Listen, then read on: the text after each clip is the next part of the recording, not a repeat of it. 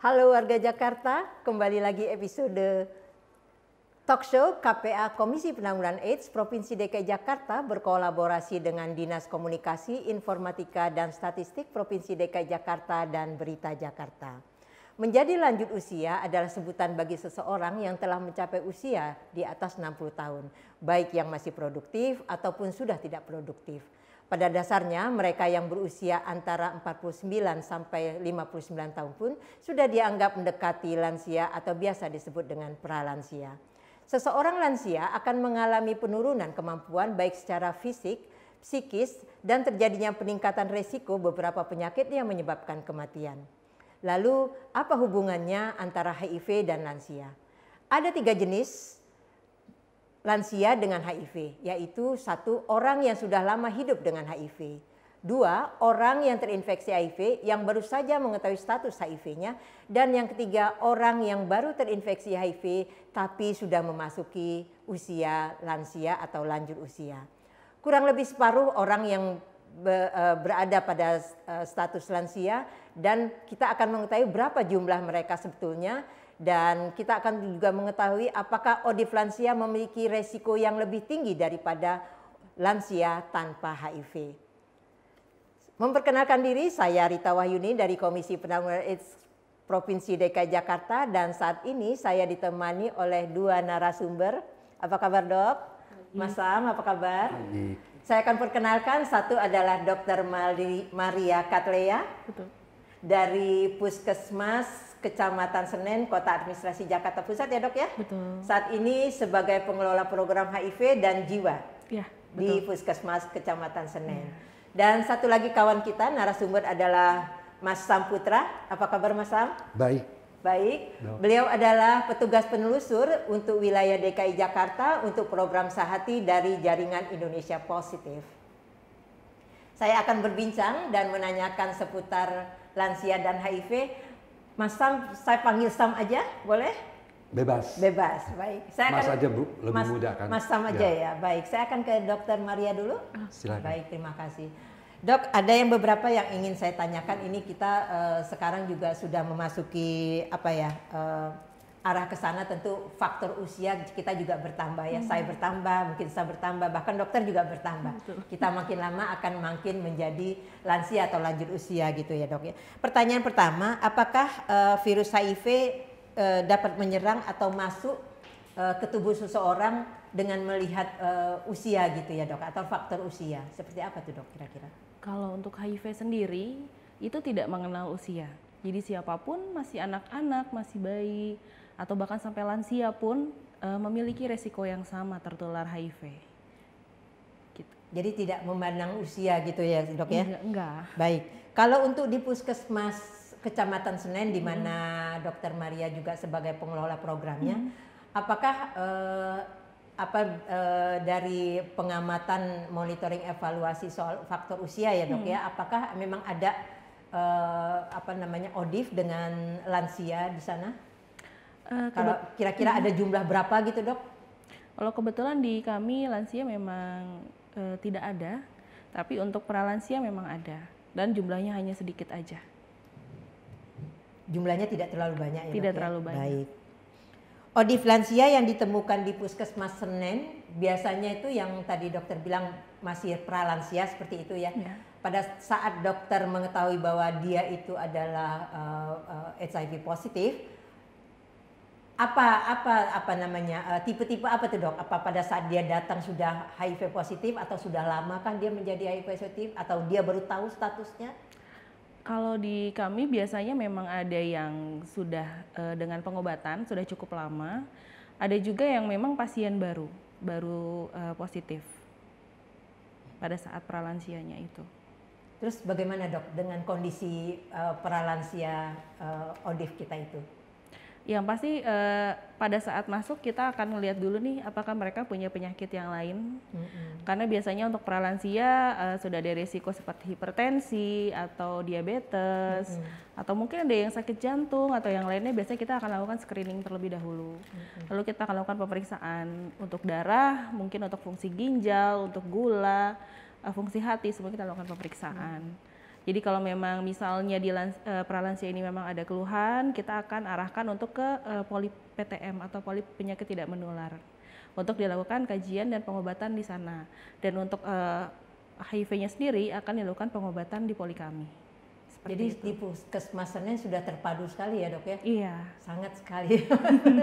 Baik dok, izin saya ke Mas Sam dulu. Mas, bisa tidak diceritakan sedikit nih, karena Mas Sam juga kelihatannya sangat sehat ya, alhamdulillah ya, seperti itu ya. Bisa tidak ceritakan bagaimana pada saatnya Mas Sam menjadi terinfeksi seperti itu, dan kalau dilihat dari pengalaman pekerjaan sekarang ini masih di Jaringan Indonesia Positif sebagai petugas penelusur ya.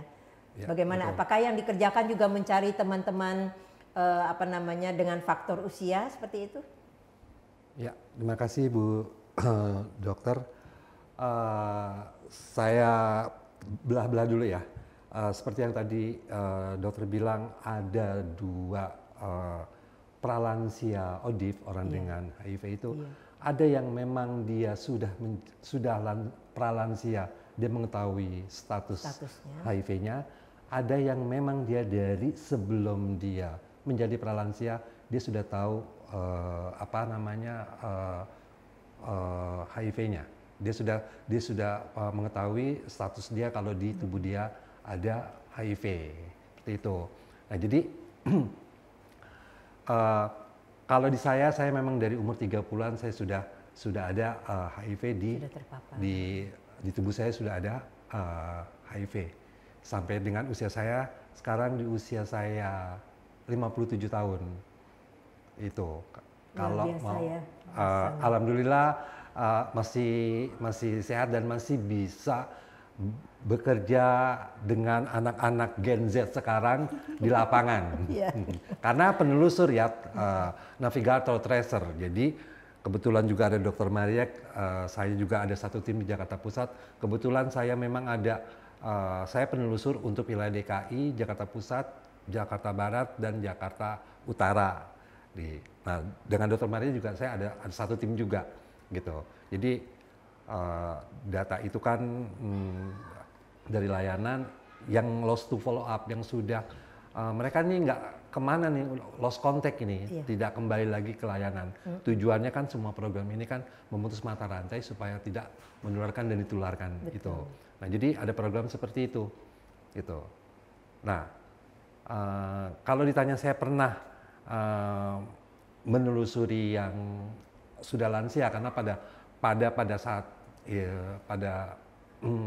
sekarang ini memang baru beberapa bulan yang lalu saya menelusuri suami istri yang memang sudah lansia gitu. Itu memang tidak mudah gitu.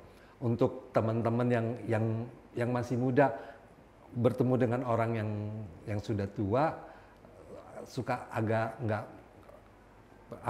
chemistry-nya tuh kurang nyambung juga. Berkali-kali penelusur yang lain itu tidak bisa mengelak terus gitu. Tetapi alhamdulillahnya ketemu dengan saya yang memang saya orang yang selalu iya saya dengan HIV gitu.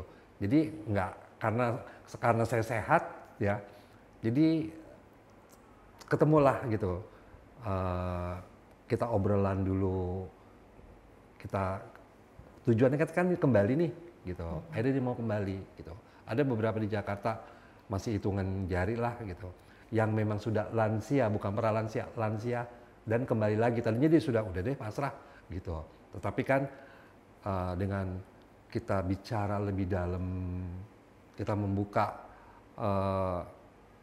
ya saya juga sebenarnya sama, kita punya persoalan yang sama-sama setiap bulan kita harus ke layanan dan setiap hari harus minum obat gitu. Jadi itu yang menjadi patokan saya kalau saya untuk mentracer, menelusur ke klien yang lost to follow up, bahasa itunya, bahasa dari medisnya ya, dari programnya lost to follow up, dok. Itu berarti tantangan sekali ya, artinya bagaimana seseorang yang karena ini kan sudah usia ya dok ya, antara 45 sampai 59 tahun, kalau kita mau ajak berobat seorang lansia yang kita tahu sebetulnya dia memang terinfeksi HIV. Ini tantangan ya dok ya untuk mengajak dia ke layanan seperti itu ya. Kira-kira seperti itu ya Mas ya.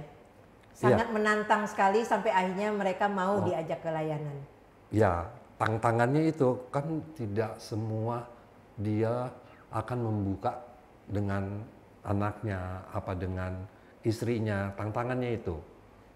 Jadi kalau sudah ketemu sama klien ini, apa maksud tujuannya dan konfidensialnya, kerahasiaannya itu terjaga, baru kita bisa lebih mendorong kembali lagi. Ayo Mas, kita tujuan dari program ini kan supaya kita kembali lagi mengakses obat. Ya. Lalu Dokter Maria, karena hampir semua yang pralansia usia 45 sampai 59 tahun tadi kita ajak untuk berobat seperti itu ya dok ya. Kira-kira sebetulnya ada nggak dok perbedaan pemberian pengobatan itu ya antara pralansia dengan mungkin yang masih di bawah usia 45 tahun seperti itu dok? Oke. Sebenarnya untuk pengobatannya sendiri itu tidak ada perbedaan.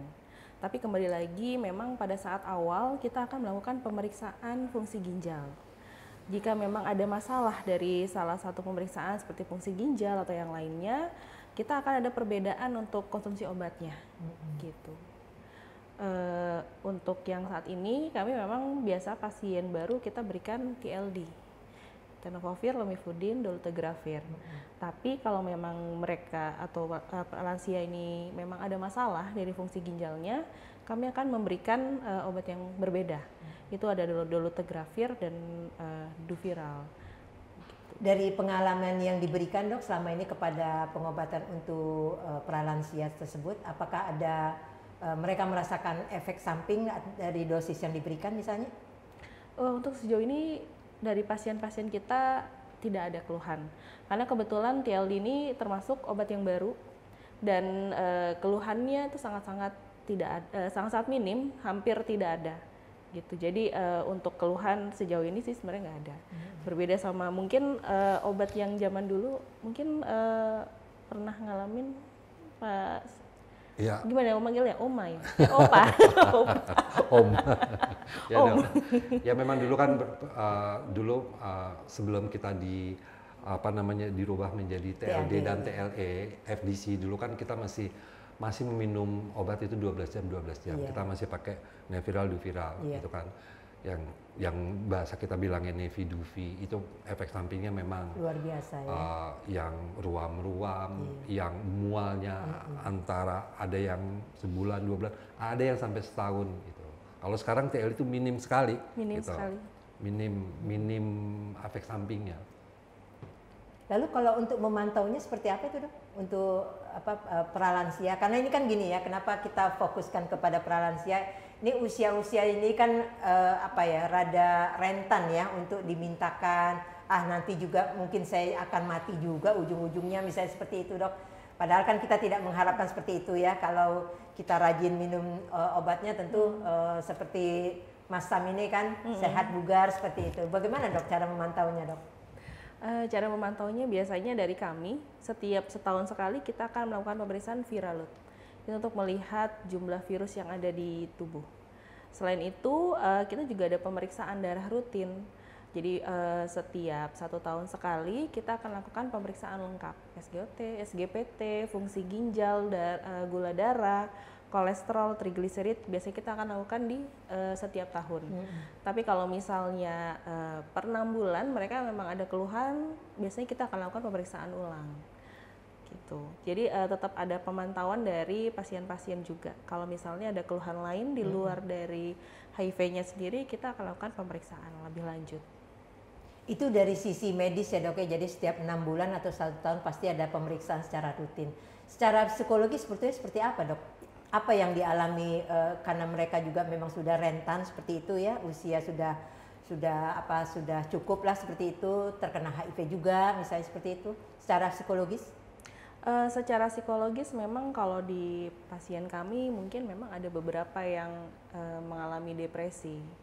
itu biasanya saya lakukan dengan pemeriksaan SRQ 29. Saya lakukan pertanyaan-pertanyaan untuk memantau kondisi psikologis dari pasien. Nanti dari SRQ ini saya dapat menyimpulkan apakah pasien ini memang ada masalah, dan kalau memang ada masalah kebetulan karena saya memegang program jiwa bisa langsung saya terapi, atau kalau memang masalahnya belum butuh minum obat, biasanya kami akan refer untuk ke psikolog. Karena di Puskesmas Senen ini memang ada psikolog.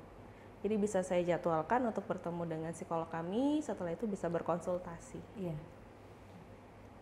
Mas Sam, tadi Dr. Maria mengisyaratkan tentang kata-kata depresi seperti itu. Sebetulnya apa yang dialami para pralansia dengan terinfeksi HIV-nya ini pada saat mereka mengalami depresi? Mas Sam lah misalnya contohnya. Kebetulan di posisi saya tidak pernah depresi, ya. Saya tidak ada keluhan mental health, makanya saya nggak pernah healing, dok. Ya. Kalau pengalaman saya di komunitas ini, kalau baik yang lama maupun yang baru, ya, pralansia sudah di atas 51 tahun, kebetulan saya juga mempunyai KDS, kelompok dukungan sebaya, yang memang usianya sudah di atas 50-an gitu. Kalau dia memang aktif di pertemuan, kita sering mengadakan apa yang dibilangnya close meet gitu. KDS, kelompok dukungan sebaya, sesama teman-teman yang memang positif HIV dan sudah lanjut usia. Nah, kalau memang dia aktif, biasanya psikisnya dia baik-baik saja. Jadi di situ kan kita menumpahkan permasalahan baik internalnya dia maupun eksternal dia. Seperti kadang-kadang bingung waktu itu Pak ada penggantian obat dari Neviral ke TLD. Itu sangat bingung banget mereka. Aduh diganti lagi obat nanti gua itu lagi gitu kan.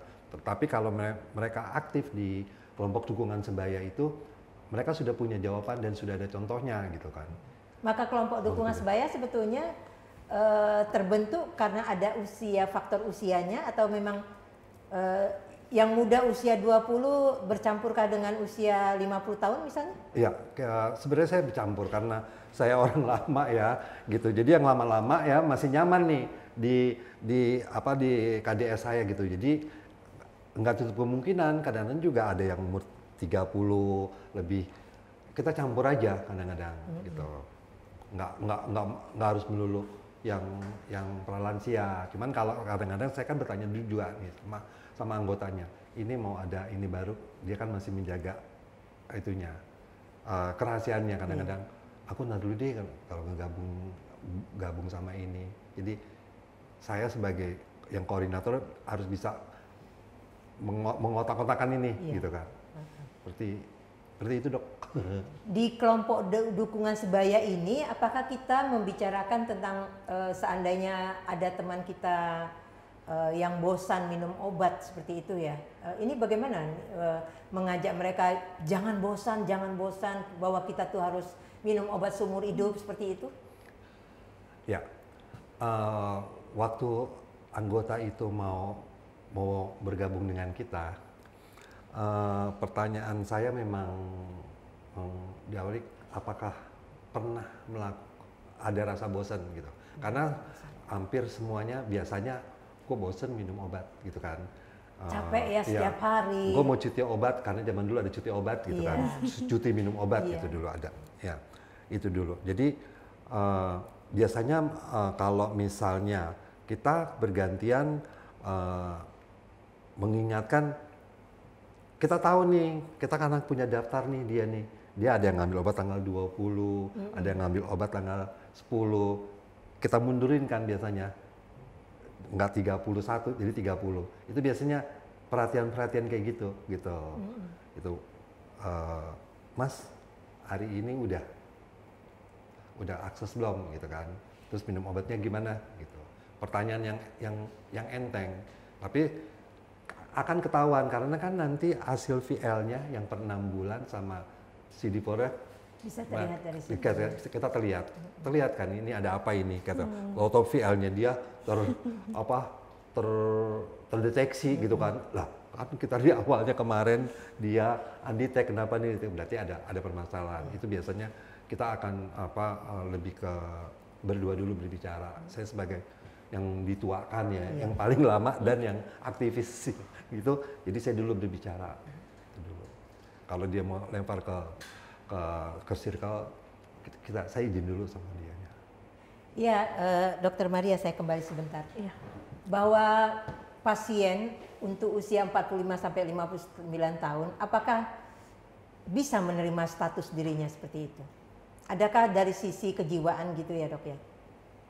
Untuk pasien baru, lansia maupun yang dewasa, menurut saya tetap butuh proses untuk menerima status mereka. Ketika kita buka status, ini hasilnya dan dia memang positif, pasti di situ ada butuh waktu dari dia untuk dari shock, menerima, acceptance, pasti ada rasa kayak marah, menyesal, atau nyalahin diri sendiri dulu, atau mungkin dia takut orang-orang sekitarnya terkena. Itu pasti semuanya butuh proses. Ada yang proses 1 bulan, bahkan ada yang 1 minggu, atau ada yang beberapa bulan pun tetap ketika datang pasti masih ada keluhan seperti saya masih cemas nih dok, saya masih belum bisa terima nih, saya masih ada pikiran-pikiran yang sebenarnya buat saya tuh saya masih belum siap untuk menerima status saya pada saat ini. Jadi memang menurut saya semua usia itu ketika menerima hasil pasti ada rasa-rasa seperti itu. Tidak hanya lansia, tapi saya rasa dewasa pun seperti itu. Tapi diarahkan bahwa sebetulnya kehidupan mereka bisa dijalankan dengan baik-baik saja. Iya. Sejauh mereka melakukan pengobatan dengan baik, rajin pelayanan, seperti itu dok ya? Ya. Jadi dengan edukasi yang cukup panjang, terus kita juga konsultasi juga dengan psikolog untuk menjaga mental health-nya dari pasien ini. Lalu biasanya pasien ini pelan-pelan mereka menerima dan mulai akses dengan sangat yang rajin ke layanan. Terus mereka juga lebih open ke dokter dan teman-teman lainnya yang ada di layanan. Gitu. Adakah hal dok kira-kira yang ODIF pralansia ini mengalami depresi yang luar biasa karena tidak bisa menerima statusnya? Mungkin malam-malam dokternya ditelepon jam 12 malam, dok saya mau bunuh diri aja, seperti itu kira-kira? Untungnya sampai sejauh ini tidak ada yang seperti sejauh itu. Ini belum pernah ya? Karena kami di Poli itu benar-benar seperti keluarga. Jadi antara saya, perawat, dan juga teman-teman dari LSM, teman-temannya Om Sam, teman-teman di Om Sam tuh benar-benar seperti keluarga. Jadi kita tuh kalau misalnya pasien datang, kita akan tanya gimana kabarnya, gimana, ada masalah nggak di rumah, atau gimana, ada yang bisa kita bantu atau tidak untuk dibicarakan open status. Karena dari kami kan juga memang ada notifikasi pasangan ya. Jadi biasanya kita akan tanya nih gimana, sudah siap untuk open status ke keluarga. Kalau misalnya mereka sudah siap, biasanya kita akan bantu fasilitasi pasien ini untuk diundang keluarganya, istrinya gitu, untuk diperiksa juga. Kalau Mas Sam tadi sudah bicara tentang kelompok dukungan sebaya, apa nama kelompok KDS-nya? Akar singkatan dari Among Karsa, penjaga keadilan, asik. Penjaga keadilan, Ya. Oh gitu. Apa yang diadilkan? Penjaga keadilan. Iya, itu nama aja. Kita mencari-cari nama yang pas ya. Yang pas. Ada berapa anggotanya saat ini? Waktu itu kita cukup banyak, kita ada 50-an, tapi sekarang masih menjadi, ada juga yang sudah meninggal, ada yang keluar kota. Kita sekarang masih ada 20-an. Masih ada 20-an. Masih ada 20-an. Baik. Rasanya kurang pas ini, kita sudah mau di penghujung acara. Dok sama Mas Sam, kira-kira dukungan psikologi seperti apa yang perlu diberikan kepada teman-teman yang masih muda, tentu akan berangkat menjadi pralansia ataupun menjadi lansia ya. Mungkin dari Dokter Maria dulu. Untuk dukungan psikologis dari kami biasanya adalah dengan rutin melakukan screening kejiwaan. Setelah itu kalau memang ada masalah, kita akan sarankan untuk konsultasi ke psikolog. Lalu juga berhubungan kebetulan di Puskesmas Senen juga mempunyai KDS. Jadi kita ada grup juga untuk dukungan sebaya. Jadi ketika memang ada masalah atau apa kita bisa bicarakan di grup tersebut. Dan juga kita juga ada pertemuan rutin. Dan juga biasanya kita setiap setahun sekali juga ada jalan-jalan bareng sama seperti KDS. Itu ya. Ya. Enak ya. Ya, jadi di antara grup-grup KDS kami ini memang jadi ada rasa kekeluargaan. Jadi untuk dukungan psikologis nggak hanya dari tim kesehatan, bisa juga dari LSM dan juga dari KDS kami. Jadi dan juga kita juga rajin melakukan seperti penyuluhan ke pasien-pasien kami. Jadi kita suka ada lakukan pertemuan, di sana ada penyuluhan jiwa, ada penyuluhan kepatuhan minum obat dan yang lain-lainnya. Kalau Mas Tam seperti apa kira-kira dukungan psikologis untuk kawan-kawan? Kalau bicara pralansia, kalau psikisnya lebih kuat daripada yang sebelum dia menjadi pralansia. Dia lebih menerima. Tapi yang menjadi PR-nya dia membuka bagaimana nanti dia mau membuka dengan statusnya pertanyaannya menjawab pertanyaan anaknya apa istrinya itu yang menjadi PR teman-teman di komunitas saya terutama di pralansia. Jadi dukungannya sering-seringlah taruh KIE komunikasi edukasi di rumah. Jadi nanti pas kita membuka nggak begitu berat. Gitu.